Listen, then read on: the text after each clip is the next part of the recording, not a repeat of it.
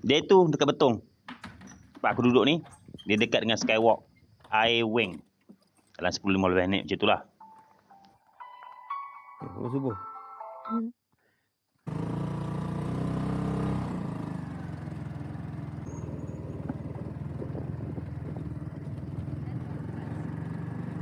Boleh tahan jalan-jalan dekat sini.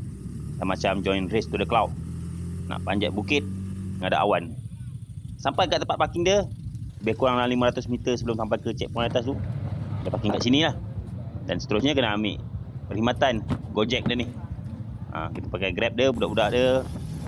Pandai dia cari peluang untuk dapat duit daripada orang pelancong. Kalau macam ni naik motor, satu orang 30 baht. Padahal, boleh je kita naik motor sampai ke atas tu. Tak susah sangat pun.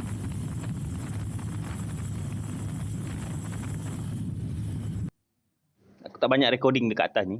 Sebab nak naik menara tu kena bayar dalam 2 orang dalam 500 baht. Kat atas tu ramai sangat. Jadi aku pergi ke tower yang ke sebelah dia tu. Aku rekodkan scenery ni. Awan karpet dekat area Skywalk Air Wing ni. Okey, kalau boleh tengok tu, itu adalah menara dia. Ketinggian dia sampai ke 5 tingkat kalau tak silap aku. Sebabkan atas bawah ni ada awan. So view untuk sunrise tu tak berapa cun lah. Seterusnya perjalanan aku terus ke route 410. Sini kita cari t-shirt lah untuk kenang-kenangan.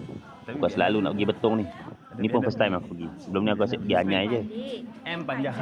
M panjang. SL pendek. L pendek. XL. XL pendek. XL pendek. M panjang.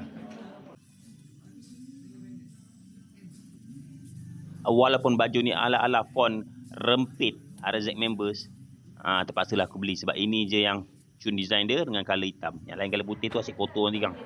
Kita pergi makan. Sekarang ni dekat di dapur, dekat area situ juga dalam kurang 1 km daripada route 410. Ini memang ramai orang Malaysia lah.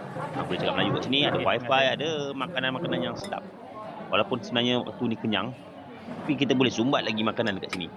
Dengan ayam gajus, dengan daging bakar dia.